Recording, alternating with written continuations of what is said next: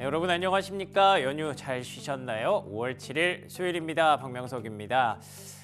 저희가 이제 뉴욕 증시 3거래일을 소화하고 나서 이렇게 인사를 드리게 되는 거죠. 그러니까 금요일장, 월요일장, 화요일장까지 3일 동안 굉장히 다양한 일들이 있었고요. 결론부터 말씀드리자면 좋았다가 말았네 라는 생각이 딱 들었던 그런 연휴 동안의 뉴욕 증시 흐름이었습니다. 뭐 많은 분들이 휴일을 즐기시느라 놓치셨을 만한 이슈들 쭉 정리를 해봤는데요.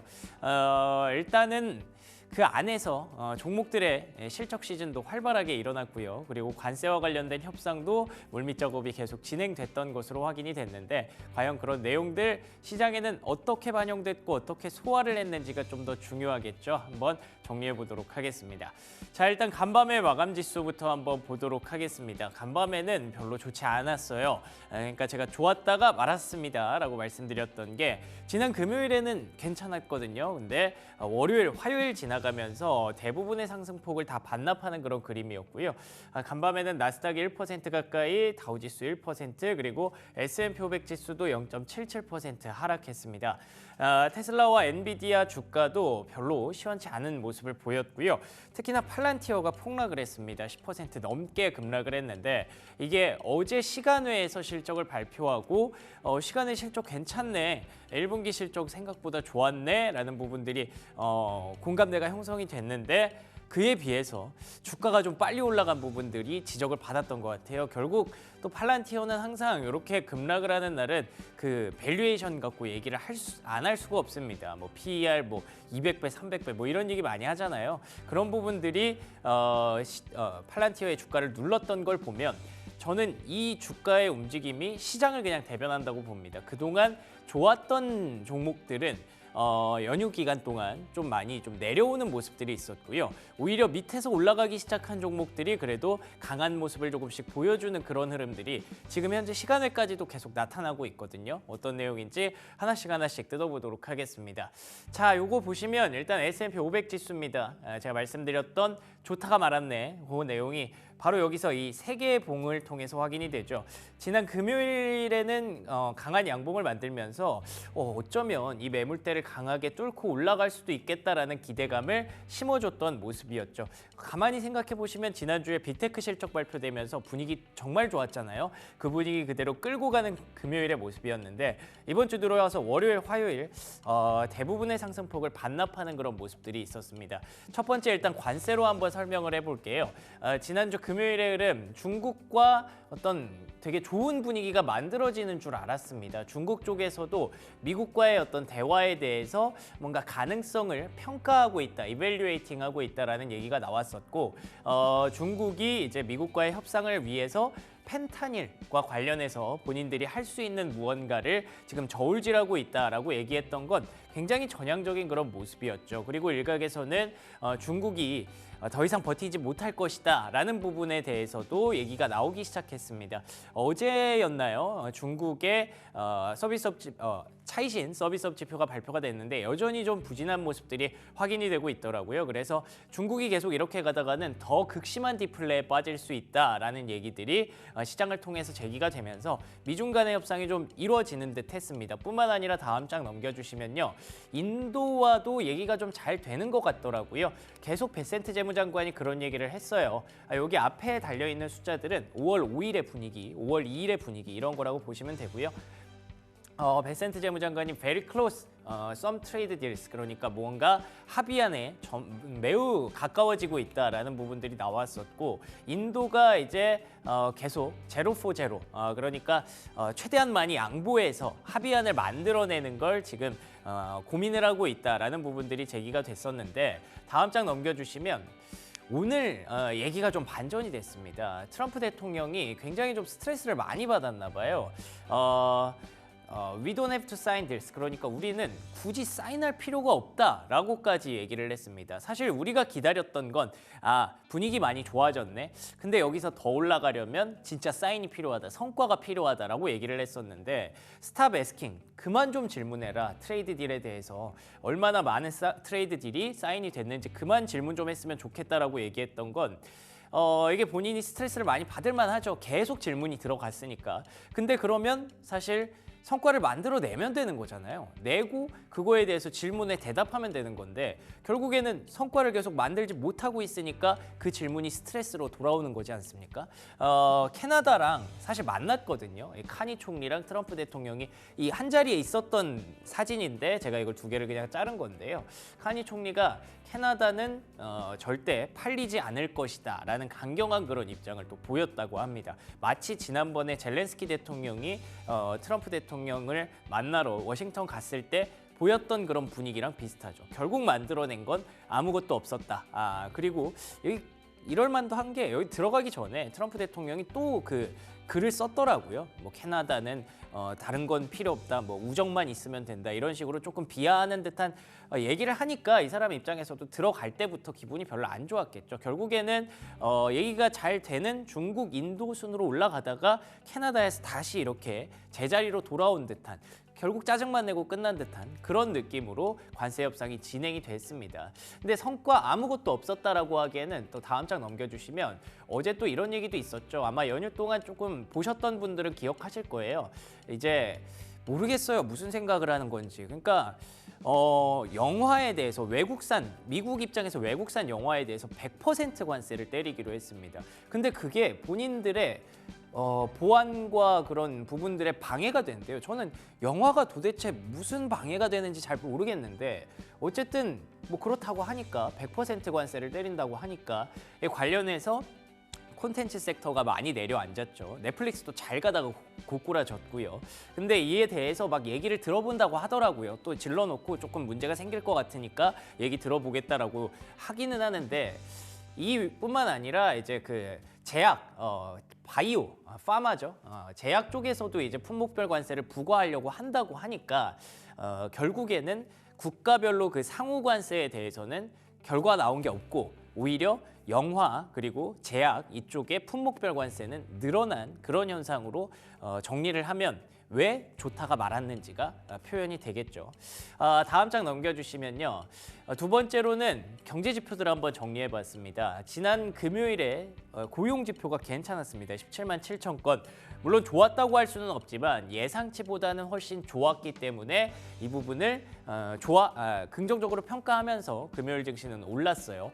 뿐만 아니라 다음 장 넘겨주시면 고용 숫자도 괜찮았고 그리고 실업률 4.2% 유지가 됐습니다. 그리고 이거는 웨이지 그로스니까 임금 상승률이죠. 임금 상승률은 3.8%까지 떨어졌습니다. 이걸 왜 좋다고 평가하냐면 실업률이 그대로 유지됐다는 건 경기 그러니까 고용 둔화가 크게 일어나지 않았다는 뜻이고 임금 상승률이 떨어졌다는 건 심지어 기업에서 주는 임금도 내려갔다는 뜻이니까 물가에도 크게 영향을 주지 않는다는 뜻이잖아요. 경기 괜찮고 물가는 하락한다라는 건 트럼프 대통령이 아니 관세 아무리 그래도 경기 괜찮을 거야, 물가 안 오를 거야 라고 얘기했던 부분과 바로 정리가 되는 부분이죠. 뿐만 아니라 다음 장 넘겨주시면 이번 주 월요일에는 또 이제 서비스업 PMI가 발표가 됐는데 예상치 50.2보다 51.6으로 이것도 괜찮았습니다.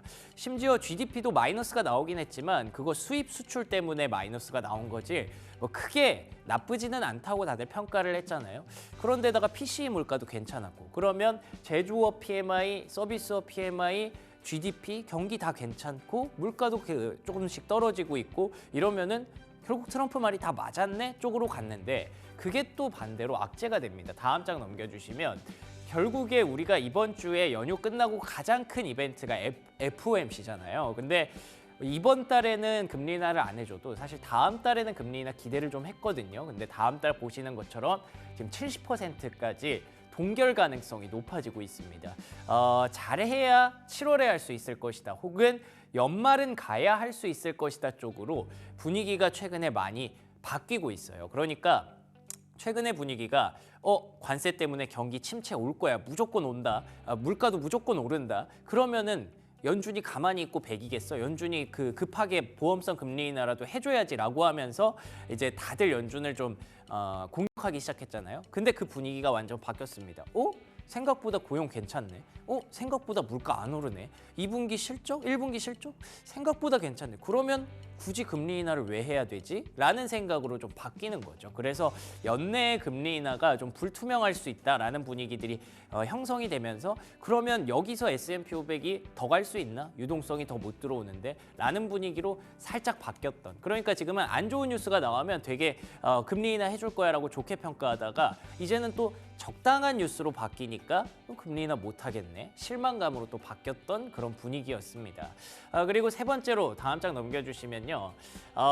달러가 이슈가 좀 있었어요. 관세 협상이랑 같이 연결할 수 있는 부분인데 대만 쪽에 뭔가 환율 문제를 좀 건드렸다는 얘기가 있었어요. 그래서 역외환을 보시면 대만뿐만 아니라 아시아 환율이 다 올랐습니다. 다 빠졌죠. 어떻게 보면 다 빠진 거죠. 아시아 화폐가 강세를 보이면서 달러 대비 환율은 다 빠진 건데 달러 대비 원화 환율도 1,300원대까지 급하게 좀 내려간 모습이 확인이 됐거든요. 그러면서 달러의 가치가 다시 한번 떨어지는 모습을 보였고 뿐만 아니라 다음 장 넘겨주시면 국제유가도 4년 내 최저치를 기록할 정도로 많이 빠졌습니다. 이런 부분들이 뭐 좋게 해석하면은 유가가 떨어졌으니까 긍정적이네라고 볼 수도 있는 거지만 달러와 유가 다 떨어졌어? 그러면은 미국 경기 여전히 불안한 거 아니야? 쪽으로 해석할 수도 있는 부분이라서 불안감을 좀 자극했고요. 제가 왜 이렇게 불안감을 자극했다고 말씀드리냐면 다음 장 넘겨주시면 금값이 또 여기까지 갔기 때문이죠. 금값이 이렇게까지 안정이 되면서 사실 시장이 올랐던 거잖아요. 근데 금값이 다시 3,500달러 수준까지 올라갔다는 건 여전히 시장이 불안감을 좀 느끼고 있다는 뜻이고 그런 부분들이 결국에는 S&P 500을 계속 도돌이표로 만들었다라고 볼 수가 있을 것 같습니다. 자, 그러면 종목들의 움직임 어땠는지 한번 챙겨보도록 하죠. 이거는 그냥 하루짜리 움직임이라서 뭐 크게 특징적인 부분은 발견되지 않고요. S&P 500이 다시 다 돌아왔으니까 그런 분위기가 감지된다고 볼 수 있을 것 같고 헬스케어 쪽이 좀 안 좋았던 거 반대로 뭐 통신, 필수 소비재가 다시 올라왔던 거 이거 한창 시장 별로 안 좋을 때 나오는 그런 움직임들이죠. 숨 돌리는 구간이라고 일단 봐야 될 것 같고요. 세 가지로 한번 구분을 해봤습니다. 첫 번째 반도체, 엔비디아 분위기 괜찮았거든요. 엔비디아는 진짜 뭐 아무리 트럼프가 압박을 해도 그냥 제 갈 길 가는 것 같습니다. 어차피 그냥 자신감의 표현인 것 같아요. 너희들이 아무리 관세 전쟁을 해도 나는 팔아야 돼 라는 부분들을 얘기를 하고 있는 것 같고 여기서는 이제 계속 중국에다가 칩 팔지 못하게 하는데 그거 빼고 또 다른 중국용 칩을 만들고 있다라는 기사가 전해졌습니다. 아무리 팔지마 해도 다시 어떻게 돌려서 팔려고 하는 그러니까 이 사람의 지론이 그거예요. 아니 중국한테 그렇게 안 팔면 중국이 성장 안 하는 게 아니다. 오히려 그렇게 하면 중국의 자생력을 키울 뿐이다. 그러니까 내가 가서 장사를 하는 게 맞다라는 쪽으로 계속 설득을 하는 그런 중인데 그 팽팽한 줄다리기 속에서 본인들이 자신감이 확실히 있으니까 그러는 거죠. 아무리 그래봤자 내 거 없이 AI 어떻게 할 거야. 엔비디아의 그 젠슨 왕 CEO의 어떤 배짱인 것 같습니다. 그래서 엔비디아 주가가 괜찮았는데 다음 장 넘겨주시면 지금 시간외에서 관련된 종목들 아리스타 네트워크스라든지 슈퍼마이크로 컴퓨터라든지 이런 종목들의 주가가 많이 좀 빠지고 있어요. 아리스타 7%, 슈퍼마이크로 컴퓨터 4%. 그러니까 AI 하드웨어 구축할 때 그 데이터 센터 구축할 때 필요한 종목들이 특히 슈퍼마이크로 컴퓨터가 가이던스를 또 많이 깎았습니다. 이런 부분들이 다시 한번 잘 올라오던 주가였는데 이런 부분들을 좀 아쉽게 만들었다는 게 첫 번째 포인트고요. 다음 장 넘겨주시면 근데 다행히 AMD가 실적이 선방하면서 주가가 올라왔습니다. 앞서 말씀드렸던 팔란티어 주가 급락했던 거 잘 가던 종목들이 좀 빠지고 못 가던 종목들이 올라왔다 했잖아요. 엔비디아 그리고 슈퍼마이크로 컴퓨터, 아리스타 네트워크스 이런 분위기 괜찮았거든요. 최근에. 근데 좀 꺾이면서 오히려 안 좋았던 AMD가 또 반등하는 그런 모습이 반도체에서 나타났고요. 자 그리고 두 번째로는요. 테슬라 잘 가다가 또 발목을 잡혔습니다. 영국과 독일에서 4월 판매량이 확실히 좀 안 좋았다고 합니다. 2년 만에 최저치를 기록할 정도로 분위기가 안 좋았던 건 확실히 그 일론 머스크에 대한 어떤 불호, 그게 계속 지금 시장에, 유럽 시장에 특히 작용을 하고 있다라고 봐야 될 것 같은데, 다음 장 넘겨주시면 그 안 좋았던 포드는 그래도 꽤 많이 올라왔습니다. 계속 바닥 파고 내려가다가 괜찮게 올라왔고요. 가이던스 꺾었는데도 불구하고 그래도 지난 분기 잘했네라는 부분을 박수를 쳐주는 그런 느낌이더라고요. 이 역시나 잘 가던 종목과 못 가던 종목의 어떤 손바뀜, 그런 움직임 나왔던 것 같습니다. 자, 그리고 헬스케어 쪽에서도 일라이릴리가 오히려 빠지고 노보노디스크가 다시 올라왔습니다. 이거는 일라이릴리가 그 먹는 비만 치료제 FDA 승인받으면서 이게 완전히 분위기 역전됐었잖아요. 근데 이번에는 노보노디스크 것도 FDA에서 일단 승인을 해주는 그런 분위기가 형성이 되고 있습니다. 근데 뭐 간밤에는 헬스케어가 다 안 좋아서 같이 빠지기는 했습니다만, 다음 장 넘겨주시면 최근에 위고비 온라인 마켓에서 판다고 해서 급등했던 힘스애널스의 이 종목이 사실 연휴 기간 동안 가장 베스트 종목이 아니었나 싶을 정도로 급등을 했거든요. 실적도 좋았고 노보노디스크 만약에 먹는 치료제로 바뀌면 그것도 여기서 팔면 되니까 이 종목이 최근에 가장 분위기 좋았던 종목이었다라고 말씀드리고 싶어서 하나 가져와 봤습니다. 자, 그리고 마지막으로는 뭐 다 아시겠지만 워런 버핏 CEO가 이제 은퇴를 한다고 합니다. 그 때문에 버크셔 해서웨이 종목이 주가가 좀 많이 밀리는 모습들이 확인이 됐었는데, 다음 장 넘겨주시면 그냥 워렌 버핏 CEO가 뭔가 남긴 레전드 3개 한번 보고 마무리하면 좋을 것 같아서 가져와 봤습니다.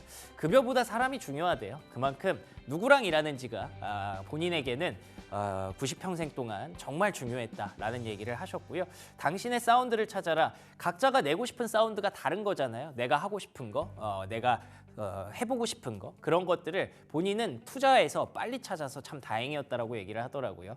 그리고 경계를 정하고 놓으라고 말하라. 어느 정도 성과를 내기 시작하면 자꾸 방해하는 사람들이 생긴대요. 그에 대해서 나의 중심을 잡고 아닌 건 아니라고 말하는 그런 분위기가 본인을 여기까지 끌어올렸다고 하니까 뭐 어쨌든 역시나 배울 게 많았던 레전드의 은퇴였던 것 같습니다. 여기까지 브리핑 뉴욕이었고요. 프리미엄 미국 주식 이어갑니다.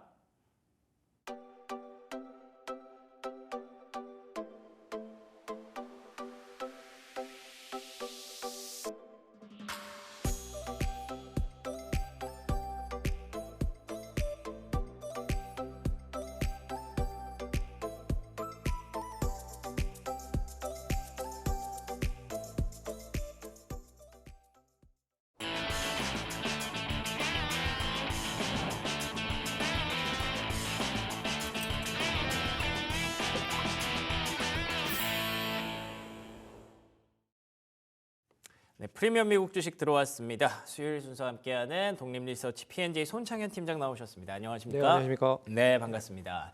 연휴 동안 뭐 많은 일들이 있었던 것 같은데 일단 간밤에는 분위기가 썩 좋지 않게 마무리가 됐더라고요. 네. 어떤 상황이었나요? 뭐 아시다시피 이제 트럼프 대통령이 중국과 이 관세 협상을 진행을 한다라고 하는데 뭐 막상 뚜껑을 열어보는데 진행이 되고 있는 게 별로 없습니다. 그렇기 때문에 시장 자체도 추가적인 상승보다는 좀 제한적인 흐름이 좀 전개되고 있다라고 볼 수가 있을 것 같고, 종목별 차별화 흐름이 좀 이어지고 있는 것 같아요. 많이 오른 종목들은 추가적인 모멘텀이 좀 제한적인 반면에 많이 떨어진 종목들은 결국에는 좀 반등을 하고 있는 그런 모습이 좀 손바뀜이 이어지고 있는 흐름이기 때문에 계속 좀 눈치를 보고 있는 흐름인 것 같습니다.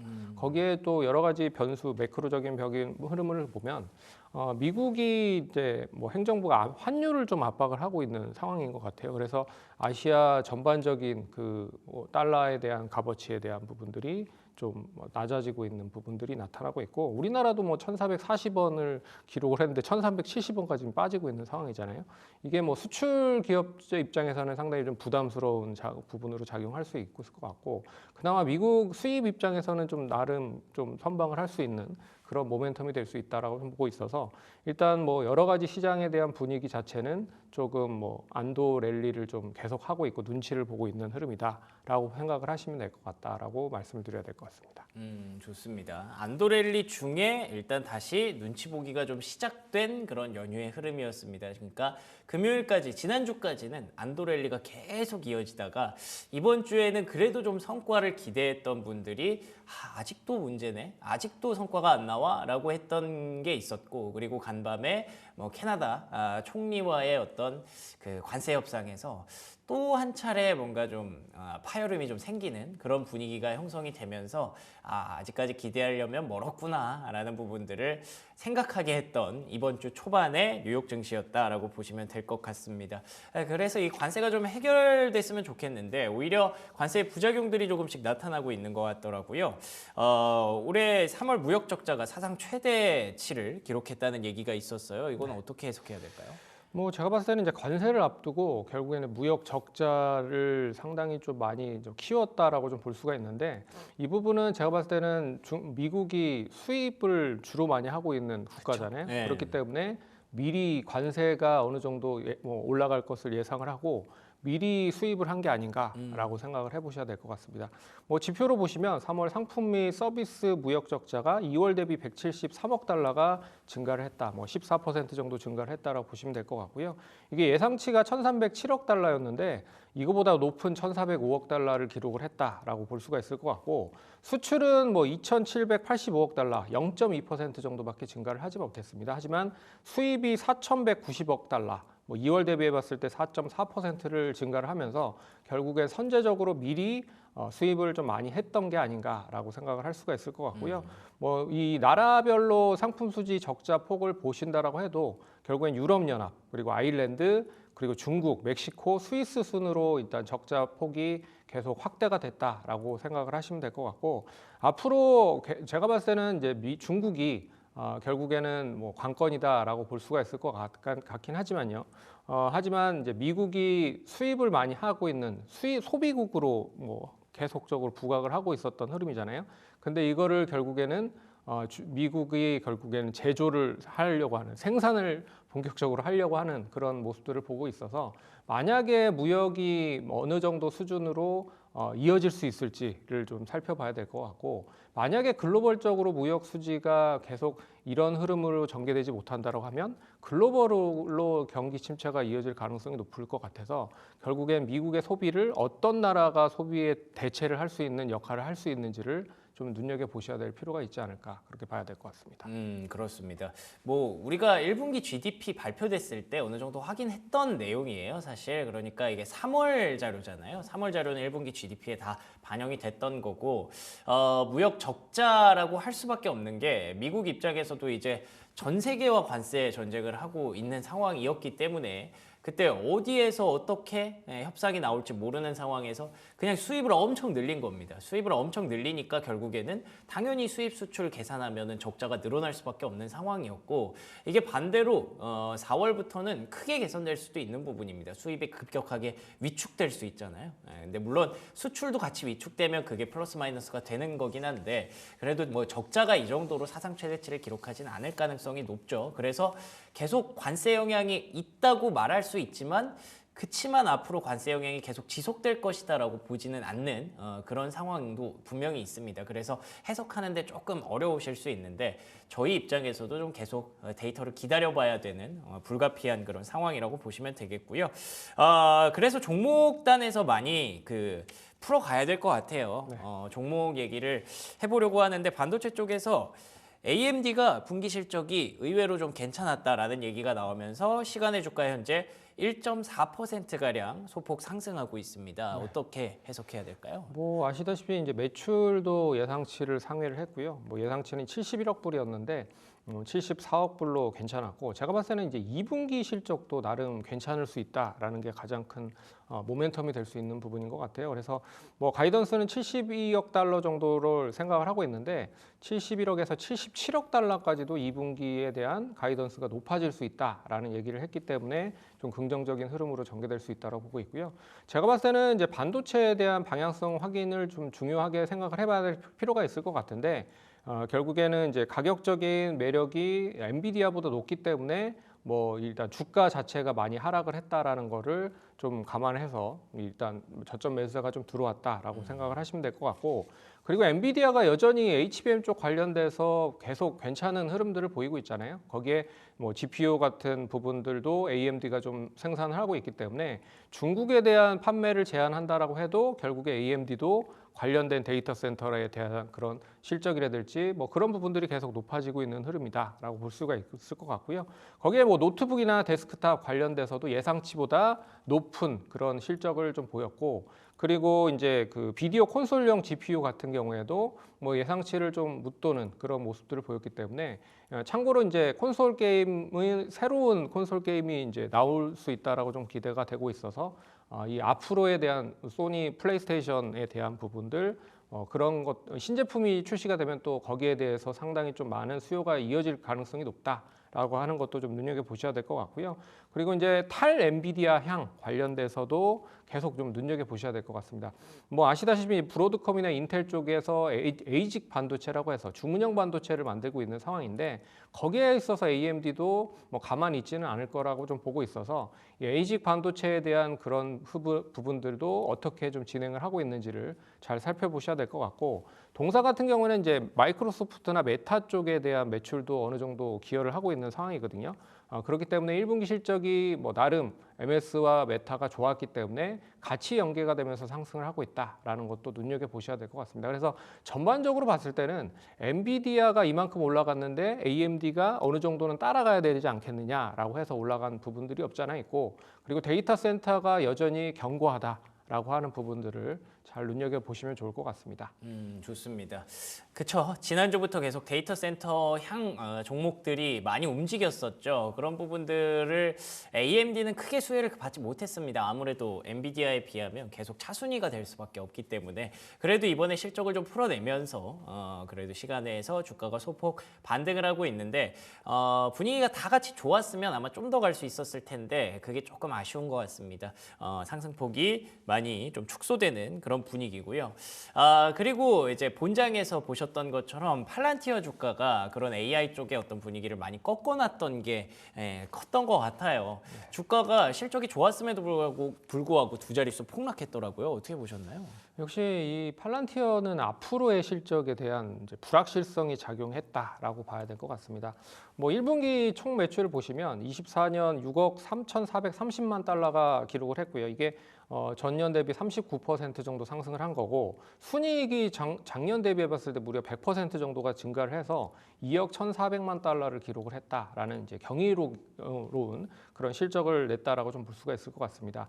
근데 어떻게 보면 실적을 발표하고 나서 주가는 좀 하락을 한 부분이죠. 어떻게 보면 세론적인 부분들이 작용을 했다라고 보시면 될 것 같고, 주요 수익 모델을 보시면 결국에 이제 사스라고 해서 구독 서비스 모델로 동사는 좀 진행이 됩니다. 근데 구독 서비스는 주로 이제 정부형 관련된 거버먼트 쪽에 대한 매출로 인식이 된다라고 좀 볼 수 있다라고 보고 있지만, 결국엔 이제 상업 고객이 얼마만큼 좀 증가가 되는지가 관건일 것 같아요. 근데 이 상업 고객은 결국엔 온프레미스라고 해서 이런 방식으로 해서 이 컴퓨터에 대한 거를 구축을 하고 구축에 대한 거를 계속 이 진행을 하면서 받는 그런 수수료라고 좀 볼 수가 있기 때문에, 과연 관세가 이제 진행이 된다라고 보면 이 관련된 매출이 계속적으로 이어질 수 있겠느냐? 라고 궁금증을 좀 자아낼 필요가 있을 것 같죠. 그래서 매출처를 보시면 한 75%가 주요 자동차라든지 산업용 쪽에 대한 부분들이 가장 큽니다. 그렇기 때문에 이런 매출이 과연 관세가 부과가 되면서 계속 높아질 가능성이 높은데, 이 팔란티어 AI를 과연 사용을 할 수 있겠느냐라고 하는 이제 불확실성이 작용했다라고 보고 있어서, 그 의구심 때문에 주가가 좀 하락을 했다라고 보셔야 될 것 같아요. 그래서 추이적인 흐름은 조금 더 이어질 가능성이 높다라고 보셔야 될 것 같고, 뭐 데이터 센터나 여러 가지 이제 GPU 이 관련된 반도체 쪽에 대한 매출은 나름 뭐 견고해질 가능성이 높다라고 보고 있어서, 단기적인 뭐 제한적인 하락일 가능성도 높다라고 생각을 해보셔야 될 필요가 있을 것 같습니다. 좋습니다. 뭐 팔란티어는 사실 올라도 뭐 이유를 갖다 붙일 수 있고 떨어져도 이유를 갖다 붙일 수 있는 그런 주식인 거 여러분들 다 알고 계시죠? 그래서 이번엔 또 밸류에이션 얘기를 안 할 수가 없고요. 그리고 또 묘하게 또 차트 보시면 신고가 직전에 신고가 돌파하는 그 구간에서 이렇게 쭉 세론이 좀 나왔습니다. 그래서 일단은 수급적인 영향도 분명히 있을 것 같아요. 아무리 불확실성이 크더라도 팔란티어 CEO는 또 자신감을 굉장히 많이 표출했으니까 단기적인 어떤 조정이기를 한번 기대해 보겠습니다. 자, 그리고 이번 주 가장 빅 이벤트로 내일 이제 우리가 FOMC 결과를 좀 확인할 수가 있을 것 같은데 어떻게 우리가 대응을 해야 될까요? 제가 봤을 때는 이제 금리 동결을 할 가능성이 매우 높을 것 같아요. 최근에 나온 지표들을 좀 보시면 3월 개인 소비 지출, PCE 같은 경우에도 좀 둔화가 되고 있는 모습들을 보였고, 4월에 이제 고용 지표도 예상보다 강했다. 이런데 금리를 인하를 할 수 있을 것이냐라고 생각을 해보면 쉽게는 하지 못한다라고 보고 있고요. 여기에 이제 4월 ISM 그리고 서비스업 PMI 지표도 생각보다 나름 좀 좋게 나오고 있는 상황입니다. 그런 점에서 금리를 인하를 단기적으로 단행하기에는 쉽지 않을 것이다라고 보고 있고요. 그런 점에서 FOMC가 고수했었던 올해 2번 정도 인하를 할 수 있다라고 얘기를 하고 있잖아요. 6월과 하반기 정도 생각을 하고 있다라고 보고 있어서 5월은 일단 동결적인 부분으로 좀 가셔야 될 필요가 있을 거라고 보고 있고요. 다만 이제 파월 의장이 이제 어떻게 관세 정책에 대한 부분과 통화 정책을 어떻게 하는지를 좀 언급을 하는지를 좀 눈여겨 보셔야 될 필요가 있지 않을까라고 보고 있어서 이번 동결에 대한 건 가능성은 높다. 6월에 대한 부분을 일단 좀 지켜봐야 될 필요가 있을 것 같습니다. 좋습니다. 연휴 동안의 분위기는 5월 동결은 우리 알고 있었고 6월도 동결할 가능성이 굉장히 좀 높아졌더라고요. 그래서 결국에는 결과보다는 역시나 파월 의장의 어떤 대화 Q&A 시간에 우리가 계속 힌트를 좀 찾아가야 되는 그런 모습인데 내일 저희가 또 열심히 찾아내서 또 브리핑해 드리도록 하겠습니다.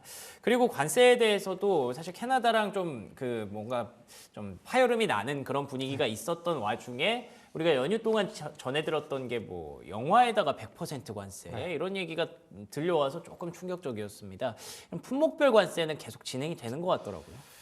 저도 봤을 때 이제 진행이 될 가능성이 높을 것 같아요. 이제 의약품에도 2주 안에 좀 진행을 할 거다. 그리고 이 영화 관련돼서도 100% 정도 진행을 할 거다라고 얘기를 하고 있는 상황이기 때문에 제가 봤을 때는 무조건 좀 진행을 할 가능성이 높을 것 같습니다. 이게 베센트 재무장관도 결국에는 미국 우월주의 관련돼서 얘기를 계속 하고 있는 상황이고, 그렇기 때문에 관세를 부과를 하는데 저희가 우려하고 있는 부분은 그거죠. 과연 이제 반도체에 어느 정도 시점에서 부과를 할 수 있을지, 그게 이제 가장 큰 관건일 것 같고요. 그런 점에서 제가 봤을 때는 영화 관세까지 확대가 된다라고 보면 이게 이제 서비스 쪽까지 확대되는 거잖아요. 그래서 결국에는 음악이라든지 관광, 금융 쪽 관련된 부분에서까지도 서비스 상품 쪽에 관세가 부과가 된다라고 하면 과연 이제 얼마만큼 이제 부담이 되는지를 시장에서 좀 눈여겨 보셔야 될 것 같고, 더불어서 이제 반도체까지 이어진다라고 보면 상당히 좀 우려스러운 부분들이 없지 않아 있지만, 그래도 어떻게 밀고 당기기에 대해서 가장 크게 좀 불러놓고 진행을 하는 방식을 좀 추구를 한다라고 보면 어느 정도 이거보다는 좀 낮을 가능성이 높다라고 보셔야 될 것 같습니다. 알겠습니다. 결국에는 연휴가 지나왔음에도 불구하고 계속 밀고 당기기는 지속되는 그런 모습인데 이번 주 시장 전망도 계속 좀 박스권에서 밀고 당기기 이어지지 않을까 싶어요. 네, 제가 봐도 추가적인 상승할 수 있을 만한 모멘텀이 그렇게 많지는 않다라고 볼 수가 있을 것 같아서 종목별 차별화 흐름이 계속적으로 진행이 될 가능성이 높다라고 볼 수 있을 것 같습니다. 그리고 1분기 실적을 발표를 계속적으로 하고 있기 때문에 실적이 얼마만큼 좋게 나오는지 아니면 나쁘게 나오는지를 이제 좀 정확히 좀 생각을 해보셔야 될 필요가 있을 것 같고, 지난주에 언급을 해드렸듯이 이제 데이터 센터, 반도체 쪽은 나름 좋은 흐름들을 보였다라고 보고 있기 때문에 이제 과연 지표를 이제 영향력이 좀 있는 매그니피센트 7 관련된 종목 중에 이제 엔비디아 정도만 남아 있는 상황이거든요. 엔비디아는 5월 28일 날 실적을 발표한다라고 좀 보고 있어서 일단 시장은 좀 재미없을 가능성이 높습니다. 그래서 종목에 집중을 해서 또 투자하는 방향으로 좀 대응을 하면 좋지 않을까 그렇게 좀 봐야 될 것 같습니다. 아, 좋습니다. 시장이 또 많이 올라왔나 봐요. 또 언제나 그랬듯이 또 트럼프부터 시작해서 말썽이 조금씩 보이기 시작하네요. 그래도 종목별로 계속 트레이딩 하면서 또 우리는 대응을 해가야겠죠. 지금까지 손창현 팀장과 얘기 나눠봤습니다. 오늘도 좋은 말씀 고맙습니다.